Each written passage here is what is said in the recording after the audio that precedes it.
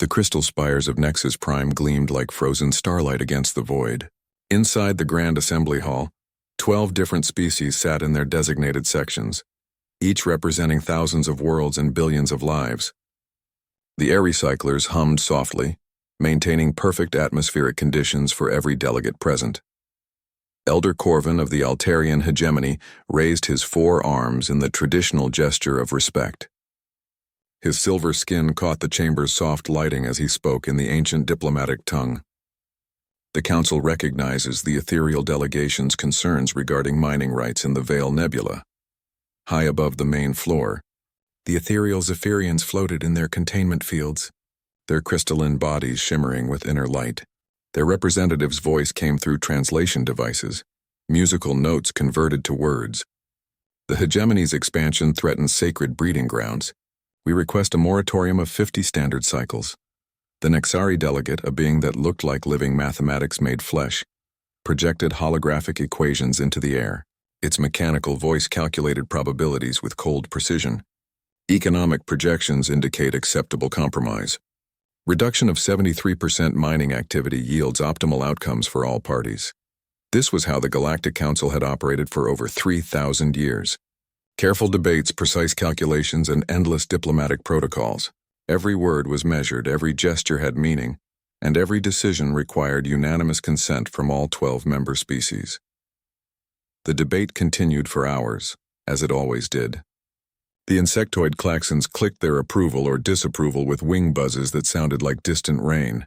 The plant-like Verdani swayed gently, their photosynthetic skin absorbing the chamber's artificial sunlight. The aquatic depths dwelled in their water-filled observation sphere, their thoughts transmitted through bioelectric pulses. Everything was peaceful. Everything was ordered. Everything was exactly as it had been for millennia. Then the alarm started screaming. Red lights flashed throughout the chamber as an automated voice echoed from every speaker. Unknown vessel detected. Security protocols activated. All delegates remain seated. Elder Corvin's 4 eyes widened as he accessed the station's sensor feeds through his neural implant. What he saw made no sense. A massive ship had just dropped out of faster-than-light travel directly above the station. Not at the designated arrival coordinates thousands of kilometers away. Not after filing proper approach documents. Right here. Right now. In clear violation of every law governing Council space. The ship was unlike anything in the galactic databases. Its hull was dark metal, scarred and patched in dozens of places. Weapon ports covered its surface like open wounds. Most disturbing of all, it was big. Bigger than anything except the Council's largest dreadnoughts. Security Chief Valdris, a 7-foot-tall warrior from the militant Karathi species, activated the station's defensive systems. Energy shields flared to life around Nexus Prime, their blue glow visible through the chamber's transparent walls. Unknown vessel, you are in violation of Council space. Identify yourself immediately or we will open fire.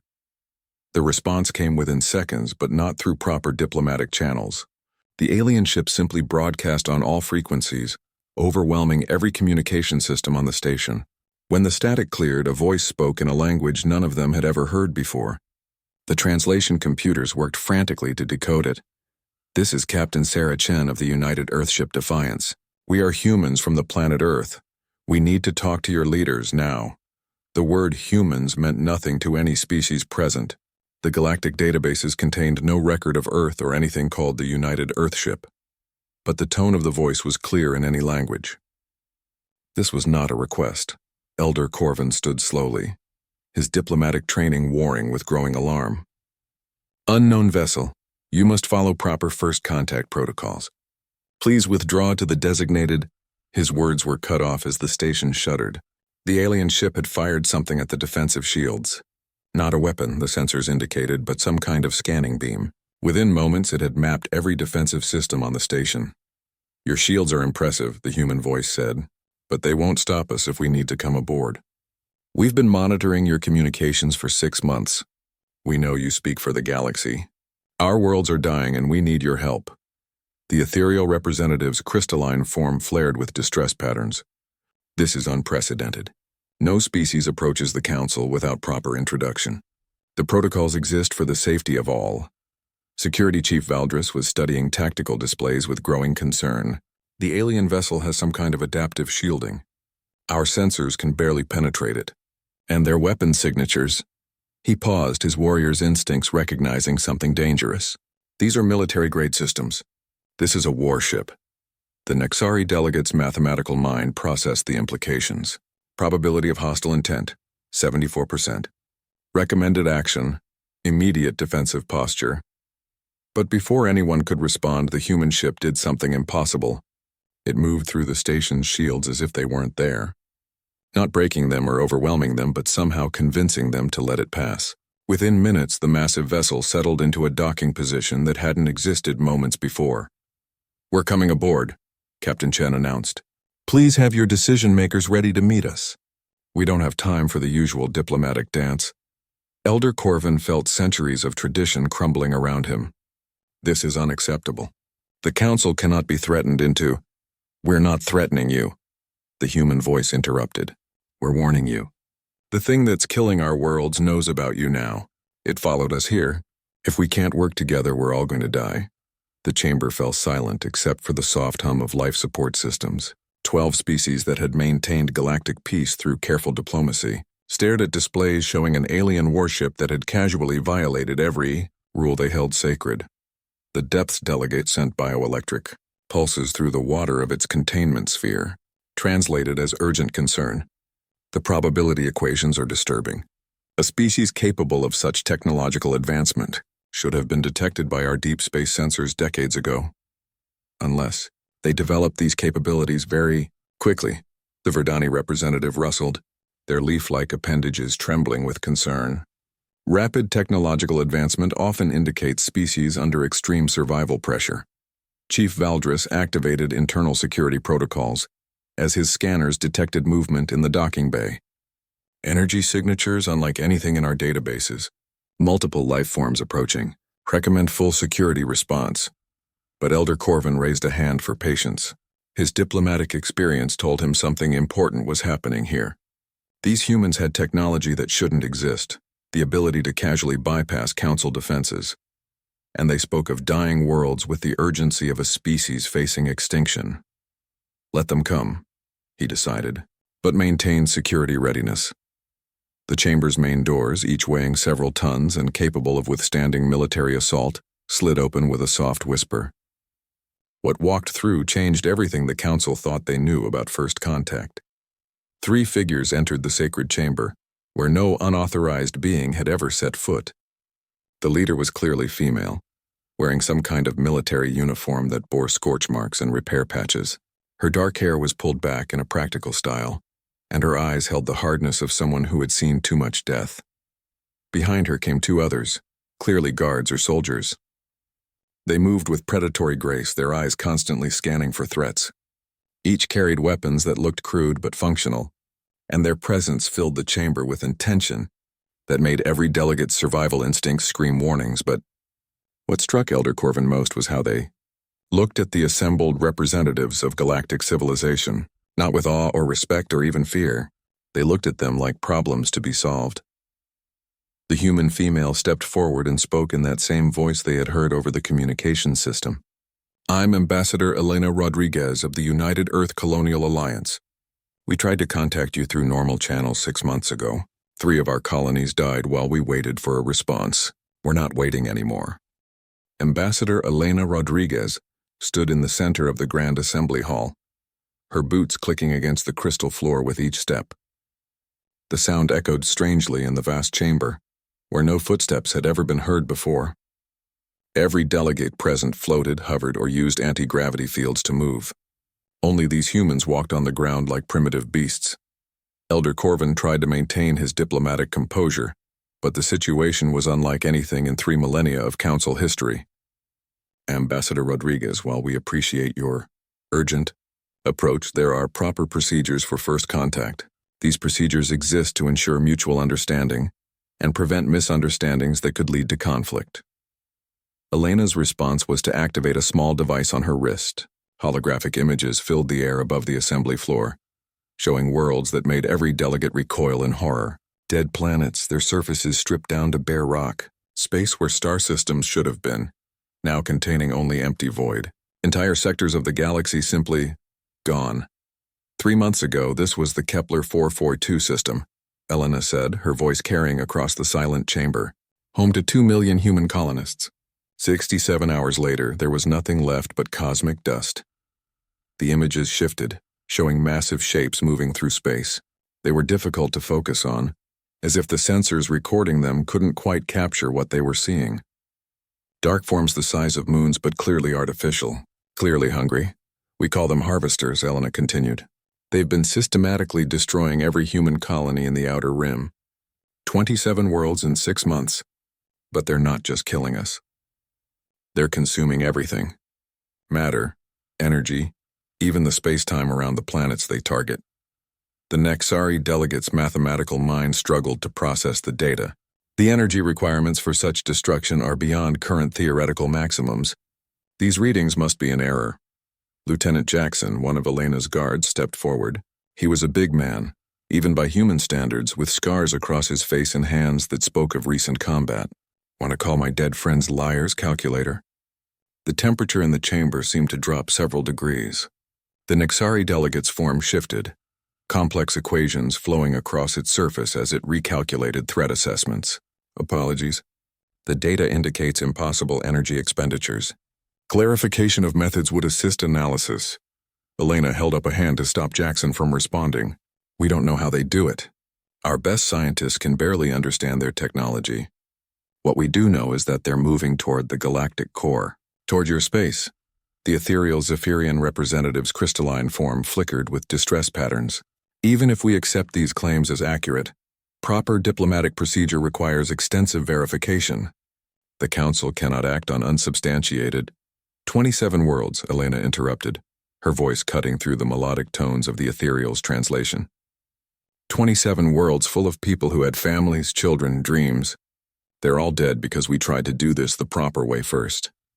She activated another control and the holographic display changed to show Earth itself. Blue oceans, green continents, white clouds swirling in familiar patterns. This is our homeworld. 4 billion years of evolution. 12 billion people. In 6 hours it will be nothing but dust if we can't find a way to stop these things. The chamber erupted in the closest thing to chaos the Council had ever seen. Delegates began speaking all at once, their various forms of communication creating a cacophony of sounds, lights, and energy patterns. The translation system struggled to keep up with the overlapping conversations. Chief Valdris raised his massive form to full height, his warrior instincts recognizing the tactical situation. If these readings are accurate, the threat level exceeds anything in Council military doctrine. Our combined fleets would be insufficient. Your fleets would be target practice, Jackson said bluntly. We've seen what happens when you fight these things with conventional weapons. The harvesters absorb energy attacks and use them to grow stronger. Kinetic weapons just bounce off their hulls. Elder Corvin felt the weight of millennia pressing down on him. The Council had maintained peace through careful negotiation, measured responses, and absolute adherence to established protocols. But these humans were asking them to abandon everything they believed in. What exactly are you proposing? He asked, though he feared the answer. Elena's expression softened slightly, revealing the exhaustion behind her determined facade. We need your resources, your technology, your knowledge of galactic geography and space lane networks. In return, we'll teach you how to fight. The words hung in the air like a challenge. The Council species had evolved beyond warfare centuries ago. They settled disputes through arbitration, managed conflicts through economic pressure, and maintained order through mutual cooperation. The idea of learning to fight was as alien to them as their diplomatic protocols were to humanity. Fight? The Verdani representative's leaves rustled with confusion. We do not understand this concept in the context you present. The Council maintains peace through understanding, not violence. Jackson's laugh was harsh and bitter. Tell that to the things eating your galaxy. Peace is a luxury you can afford when everyone agrees to the same rules. These harvesters don't negotiate. They don't trade. They consume. Dr. Marcus Webb, Elena's scientific advisor, stepped forward with a data pad in his hands. He was smaller than the other humans, with the pale complexion of someone who spent most of his time indoors studying. But his eyes held the same hard determination as his companions. "We've been analyzing your defensive capabilities," he said, causing several delegates to shift uncomfortably. "Your shield technology is impressive, but it's designed to stop other Council species using Council weapons. Your military doctrine assumes your enemy will follow the same rules of engagement you do." The Depths delegate sent rapid bioelectric pulses through its containment sphere.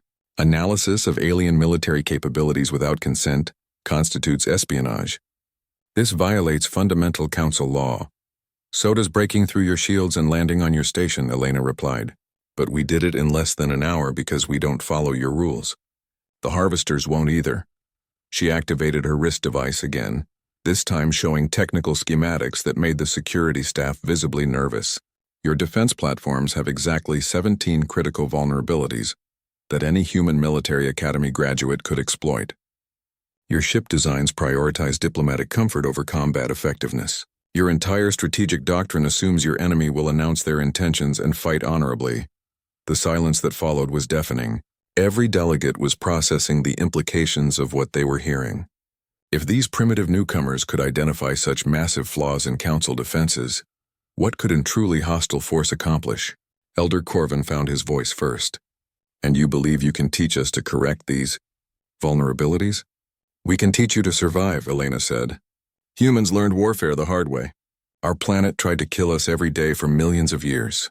Every plant, animal, virus, and weather pattern was a potential threat. We got good at fighting because the alternative was extinction." She gestured to Jackson and Webb. "Every human in this room has ancestors who survived ice ages, plagues, predators, natural disasters, and 1,000 other extinction events. We don't fight because we want to. We fight because we have to." The Klaxon delegates' wings buzzed in agitation. "The Council has maintained galactic peace for 3,000 years without such violent methods. And in about 6 months, everything you've built will be cosmic debris," Jackson said bluntly. "Unless you're willing to learn that sometimes peace means being strong enough to protect what you love." Elena looked around the chamber, meeting the gaze of each delegate in turn. "We're not asking you to become like us. We're asking you to let us help you survive. Because right now, we're all that stands between your peaceful galaxy and the things that want to devour it." The weight of decision pressed down on the assembly hall like a physical force. 3,000 years of tradition and protocol warred against the evidence of 27 dead worlds and an enemy that consumed planets for breakfast. Elder Corvin closed his 4 eyes and made the hardest decision of his long diplomatic career. "What do you need us to do?" The emergency session had been running for 18 hours.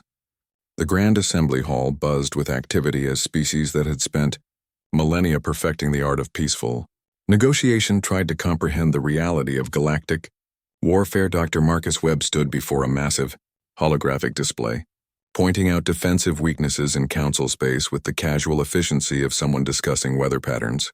His analysis was methodical, devastating, and completely accurate. "Your early warning systems are positioned to detect ships using standard galactic approach vectors," he explained to a room full of increasingly nervous military advisors. "But an aggressive force could use gravity slingshots around these 3 gas giants to approach the Nexus system completely undetected." Chief Valdris studied the tactical projections with the eye of a professional warrior. "This vulnerability has existed for centuries. Why has no one exploited it before?" Lieutenant Jackson, who had been standing quietly in the corner, spoke up. "Because everyone you've dealt with before plays by your rules. They announce themselves, file flight plans, and approach through proper channels. They're civilized." The word civilized came out like an insult, causing several delegates to shift uncomfortably in their seats. Elena Rodriguez had spent the past day in private meetings with the Council's intelligence services, sharing everything humanity had learned about the Harvesters. The data was incomplete, gathered from desperate battles and the final transmissions of dying colonies, but it painted a terrifying picture. "The Harvesters don't use weapons as we understand them," she explained to a joint session of military commanders and xenobiological experts. "They convert matter at the molecular level, turning entire planets into raw materials for their ships. Our best estimates suggest they've been doing this for millions of years." The Nixari delegate processed this information through quantum calculations that filled the air with glowing equations. "Estimated technological advancement indicates impossible energy expenditures. Species achieving such capabilities should have consumed all available matter in local galactic cluster. Unless they're not from this galaxy, Dr. Webb suggested quietly. Our deep space telescopes have detected similar energy signatures in the void between galaxies. Dead zones where nothing exists except empty space. The implications hit the Council representatives like a physical blow. They weren't dealing with another galactic species. They were facing something that had already consumed entire galaxies and moved on to fresh hunting grounds. Elena activated her personal communicator, connecting to the human fleet hidden just outside Council space. Captain Chen, please transmit the Geneva station recordings. The holographic display filled with images that made several delegates physically recoil. A massive human space station, home to 500,000 people being systematically consumed by something that defied visual comprehension. The harvester ship wasn't just destroying the station, it was unmaking it, breaking down the atomic bonds holding matter together and absorbing the resulting energy. Geneva Station had the most advanced defenses humanity could build, Elena said, her voice steady despite the horror on the screen. Quantum shields, plasma cannons, gravitational weapon systems. The harvester went through them like they weren't there. But then something unexpected happened in the recording. A small human fighter craft, barely a speck compared to the massive harvester vessel, managed to damage it. Not destroy it, but actually cause visible harm to something that had seemed invulnerable. Chief Valdris leaned forward, his warrior instincts recognizing something important. How did such a small vessel penetrate defenses that stopped your most powerful weapons? Jackson grinned, an expression that didn't reach his scarred face. Because we stopped thinking like civilized people and started thinking like predators. That fighter pilot didn't try to overpower the harvester. She studied it, found its weak points, and hit it where it couldn't defend.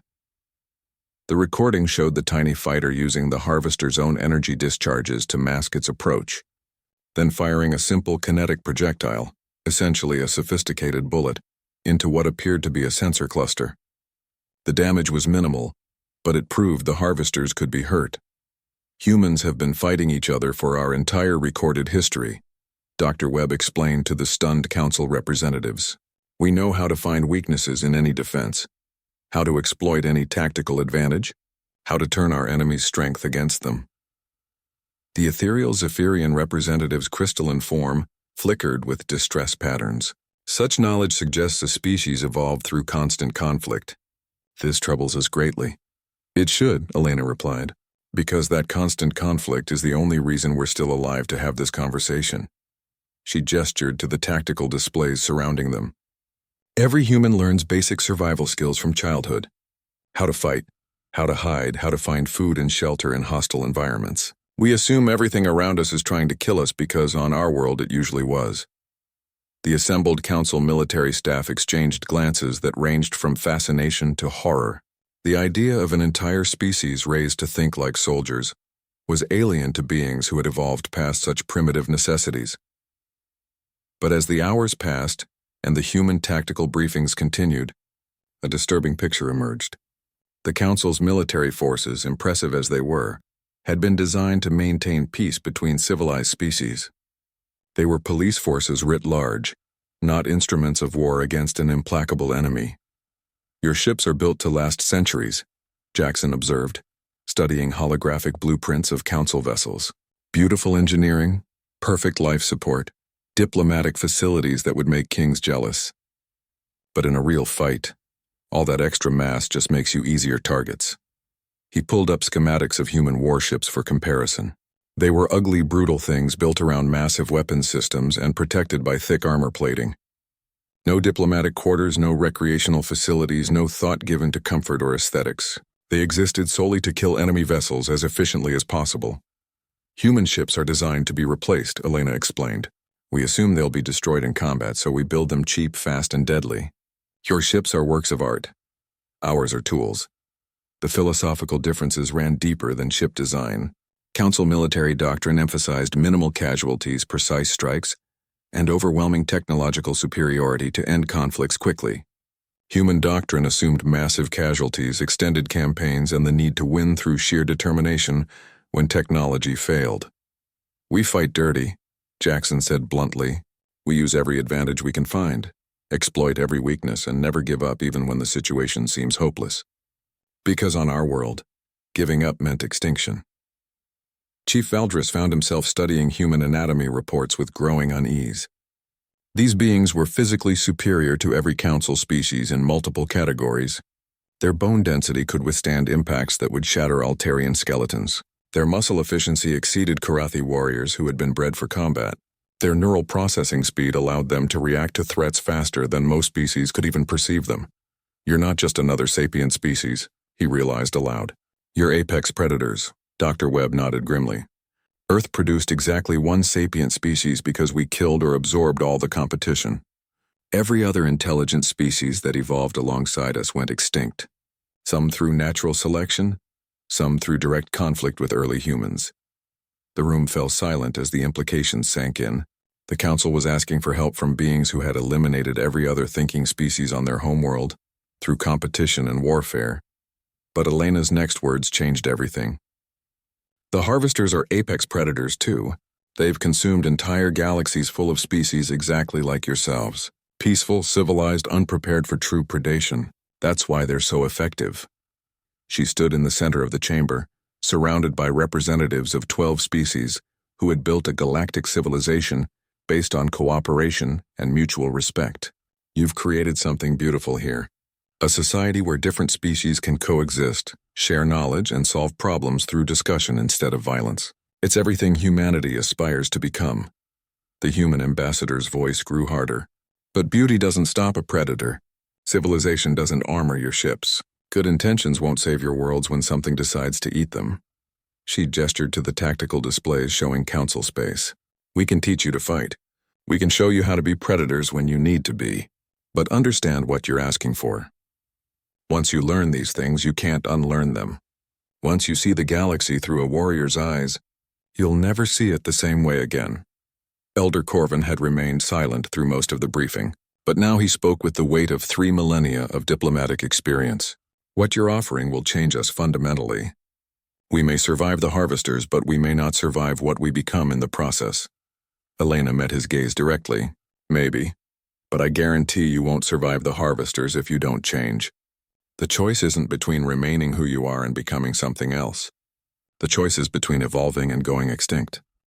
The truth hung in the air like a sentence of death. The peaceful galaxy they had built over millennia was ending whether they liked. The alarms began screaming at 0347 Galactic Standard Time. Elena Rodriguez was in her temporary quarters aboard, Nexus Prime, studying tactical reports that made increasingly grim reading, when the station shuddered around her. Not the gentle vibration of a ship docking, or the subtle shift of gravitational adjustments. This was the deep, bone-rattling shake of something massive hitting the station's defensive grid. She was in the corridor and running toward the command center before the emergency lighting finished activating. Lieutenant Jackson fell into step beside her, both of them moving with the automatic efficiency of soldiers who had lived through too many surprise attacks. The command center was chaos. Council species that had never experienced a real military emergency struggled to coordinate their responses, while automated systems screamed warnings in 12 different languages. Chief Valdris stood in the center of it all, his massive form radiating the kind of calm that only came from extensive combat experience. "Report," Elena barked as she entered, her diplomatic protocols forgotten in the face of immediate danger. Long-range sensors detected massive energy signatures dropping out of FTL at the edge of the system, Valdris replied, his voice cutting through the noise. "Initial count suggests 37 vessels of unknown configuration." Elena felt ice forming in her stomach. Configuration unknown meant only one thing. "Show me." The main display filled with sensor data that defied easy interpretation. The shapes moving through space were enormous, each one easily the size of a small moon. But they weren't natural objects. Dark metal surfaces covered with geometric patterns that hurt to look at directly. Weapon systems that registered as holes in space-time itself, and they were moving toward Nexus Prime with the inexorable patience of predators who knew their prey had nowhere to run. "Harvesters," Elena whispered, and the words seemed to suck all sound from the command center. Captain Sarah Chen's voice crackled over the communication system from the UES Defiance. "Elena, we're detecting power signatures that match the Geneva Station attack. These aren't scouts or a small raiding force. This is a full harvesting fleet." Elder Corvin materialized beside them, his forearms trembling with what might have been fear or rage. How is this possible? Our border sensors detected no approach vector. Dr. Webb, who had been working frantically at a nearby console, looked up with haunted eyes. They didn't approach through normal space. The energy signatures suggest they created temporary wormholes directly into the system. Their technology doesn't just ignore our defenses. It operates on principles we don't understand. The tactical display updated as more sensor data flowed in. The Harvester fleet was moving in a formation that spoke of millions of years of practice. Each ship took a position that would allow it to target specific sections of Council space, cutting off escape routes and maximizing the efficiency of their consumption. Estimated time to contact? Valdris asked, though his warrior instincts already knew the answer. 4 hours, came the reply from a Nexari tactical officer whose mathematical mind was struggling to process the implications. At current velocity, they will reach optimal harvesting distance in 4 hours, 17 minutes. Elena opened a channel to the human fleet. All ships, this is Ambassador Rodriguez. Execute Protocol 7 immediately. Jackson raised an eyebrow. Protocol 7? That's the everything is fucked option. Everything is fucked, Elena confirmed grimly. Across the system, human vessels that had been hiding in the shadow of asteroids and gas giant moons suddenly came to life. The UES Defiance led a formation of 12 warships toward the approaching harvesters, their engines burning at maximum output. But they weren't charging toward certain death. They were buying time. Council Defense Force, this is Captain Chen. Sarah's voice echoed through the command center. We're going to show you how these things fight. Watch and learn everything you can, because you're going to need it. The first engagement began at extreme range, with Council ships firing precise energy beams that should have crippled any known vessel. The harvesters absorbed the attacks like sponges soaking up water, their dark hulls actually growing brighter as they converted the incoming energy for their own use. Conventional weapons are useless, Elena explained to the horrified Council commanders. Energy attacks just make them stronger. Kinetic weapons bounce off their hulls. They've had millions of years to develop defenses against every form of warfare we can imagine. But as the Council forces watched, the human ships demonstrated something entirely different. Instead of attacking the harvesters directly, they began firing at empty space around them. Gravitational mines deployed in carefully calculated patterns, not to damage the enemy vessels, but to alter their trajectory slightly. What are they doing? The ethereal representative asked, her crystalline form flickering with confused patterns. Hurting them, Jackson replied with grim satisfaction. Humans spent thousands of years hunting animals much larger and stronger than ourselves. We learned that you don't attack a mammoth head-on. You drive it off a cliff. The tactical display showed the human fleet's true strategy as it unfolded. They were using the harvesters' own massive gravitational fields against them, forcing the enemy ships into specific positions where their weapons would interfere with each other. It was like watching a chess master play against opponents who thought they were playing checkers. But even human ingenuity had its limits. The harvesters adapted quickly, their ancient intelligence recognizing the tactics being used against them. Weapon systems that had been dormant for eons came online, filling space with energy patterns that turned the void itself into a weapon.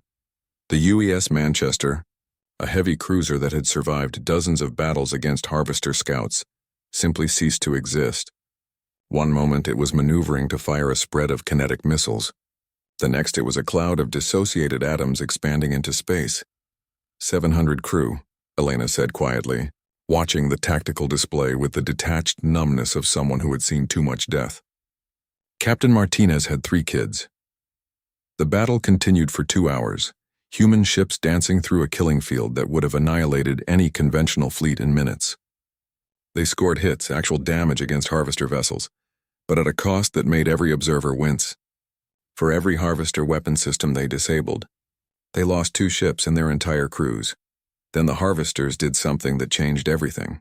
New contacts, the Nexari tactical officer announced, his mathematical mind struggling to process the data.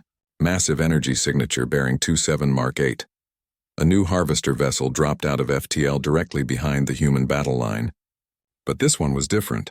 Larger than the others, covered in weapon systems that registered as tiers in reality itself, and it was heading straight for Nexus Prime. That's their command ship. Captain Chen's voice was tight with recognition. The thing that consumed the Kepler system. We call it the Devourer.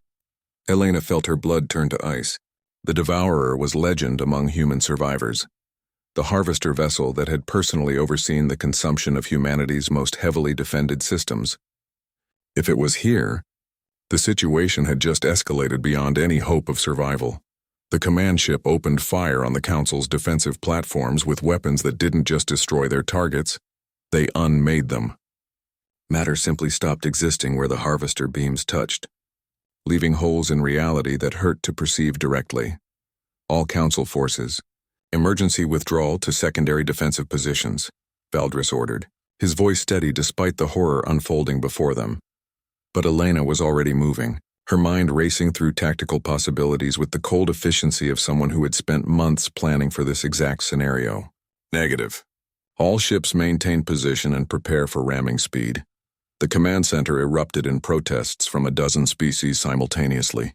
Ramming was a tactic of desperation, something civilized beings didn't do to each other. It was suicide. It's the only thing that works, Elena explained, her fingers flying over the communication controls. The harvesters can absorb energy, deflect projectiles, and convert matter at the molecular level. But they can't process raw kinetic impact from something with enough mass. She opened a channel to every ship in the system. All vessels, this is Ambassador Rodriguez. Execute kamikaze protocol immediately. Target the Devourer's primary harvesting array. We only get one chance at this.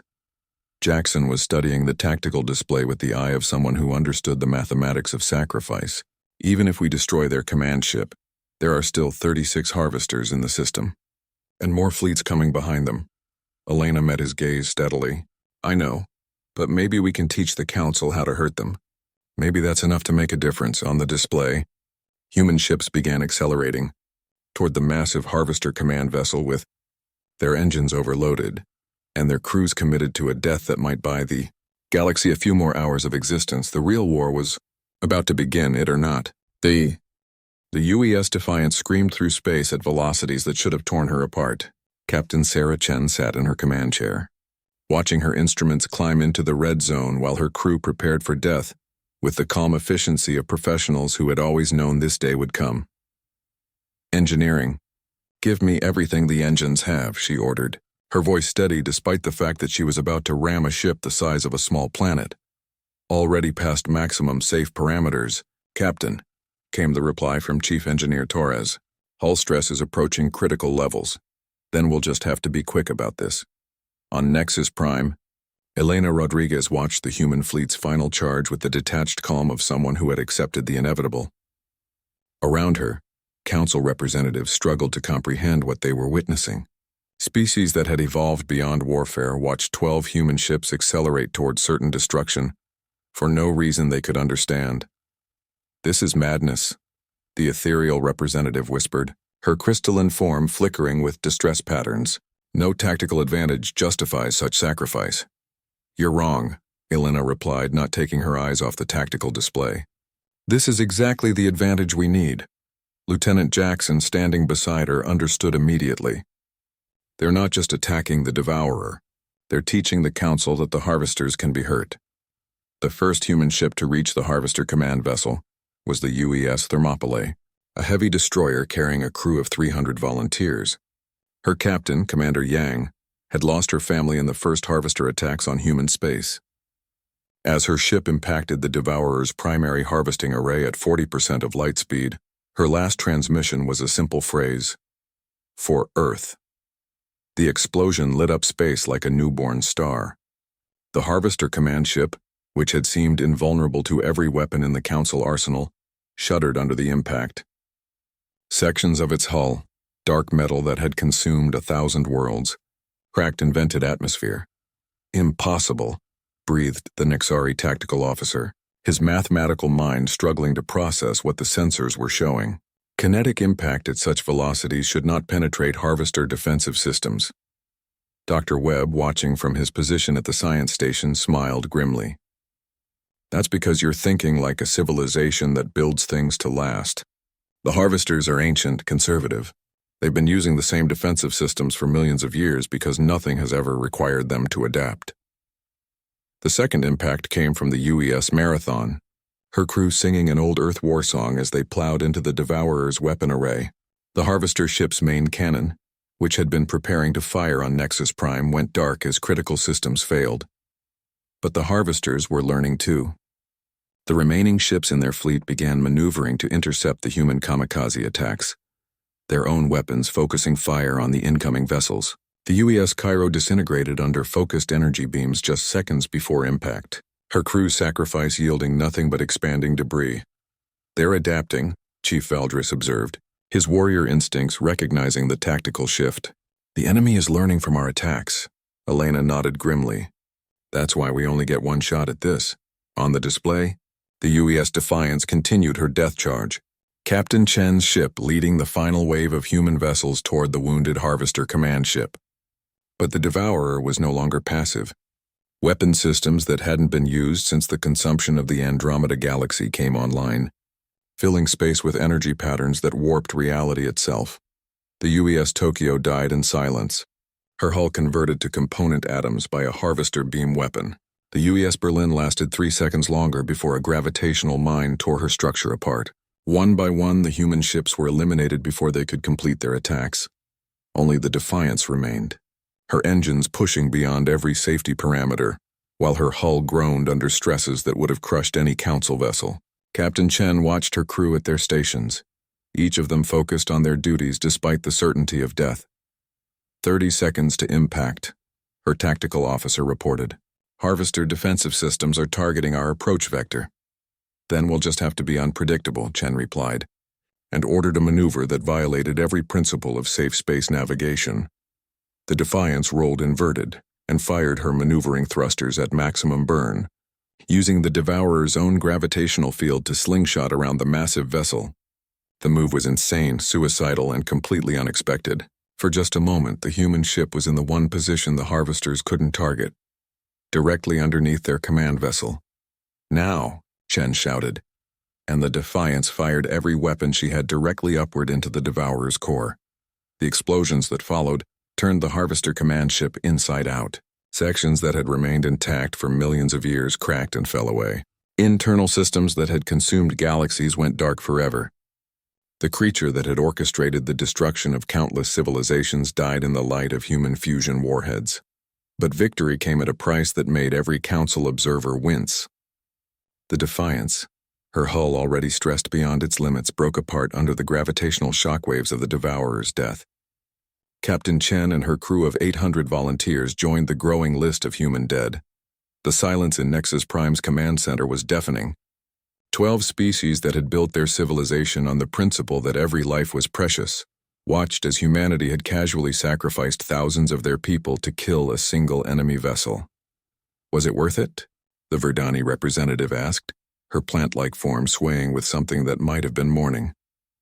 "So many lives lost for one enemy ship destroyed?" Elena's answer came not in words but in action. She activated the tactical display and highlighted the remaining 36 Harvester vessels. Without their command ship, they were moving without coordination, their ancient patterns of attack disrupted for the first time in eons. "Council Defense Force, this is Ambassador Rodriguez," she broadcast to every ship in the system. "The Harvesters are vulnerable to kinetic impact at high velocity. Ramming speed is authorized for all vessels. Target their weapon arrays first, then their harvesting systems." What followed was unlike anything in the history of galactic warfare. Council ships built for diplomacy and peaceful exploration threw themselves at Harvester vessels with the desperate fury of beings fighting for their species' survival. The Altarian cruiser Bright Star died killing a Harvester destroyer. The Nexari mathematics vessel Probability crashed into a harvesting ship, both vessels vanishing in a flash of converted matter. But they were learning. Each attack grew more precise, more effective.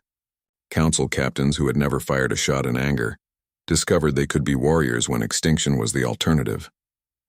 The Klaxon fighter wings, built for ceremonial displays, proved they could disable Harvester sensors with coordinated strikes. The Aquatic Depths, using their ship's water reserves as kinetic projectiles, found ways to damage systems that had seemed invulnerable. The battle for Nexus Prime lasted 18 hours. When it ended, 29 Harvester vessels lay broken in space, their ancient hulls cracked and lifeless. The remaining 7 had withdrawn into dark space, carrying news of their defeat to fleets that had never known failure. But the cost was visible in every face in the command center. 2/3 of the Council Defense Force was gone. Nexus Prime itself bore scars that would take years to repair. And in the quiet moments after the shooting stopped, every survivor had to confront what they had become. Elena stood before the emergency assembly of council representatives, her diplomatic uniform replaced by the practical clothing of someone who had spent too many hours in a command bunker. "The harvesters will be back," she said, her voice carrying the weight of inevitable truth. "This was just the first wave. The real fleet is still coming." Elder Corvin, his silver skin bearing new lines of stress, asked the question they all dreaded. "How many more attacks can we survive?" "As many as we need to," Elena replied. "Because now you know the secret. The harvesters can be killed. They bleed, they die, and every victory teaches us how to win the next battle." She gestured to the tactical displays showing the aftermath of the fight. "Your people fought today. Really fought for the first time in 3,000 years. You discovered that when everything you love is threatened, you can be just as dangerous as any predator in the galaxy." The ethereal representative's crystalline form was dimmed with exhaustion. "We fear what we may become if we continue down this path." "You'll become whatever you need to be to survive," Elena answered. "That's the gift evolution gave every species that lives to see tomorrow. The ability to adapt, to change, to become something new when the old ways fail." She looked around the chamber at representatives of 12 species who had learned to be warriors in a single day. "The galaxy you knew is gone. The thing that ate it is still coming. But maybe if we work together, we can build something strong enough to bite back." 10 years later, Harvester scouts returning to finish their interrupted meal found something they had never encountered before: a galaxy that fought back. Where once they had faced scattered, peaceful civilizations, they now met coordinated fleets trained in human military doctrine.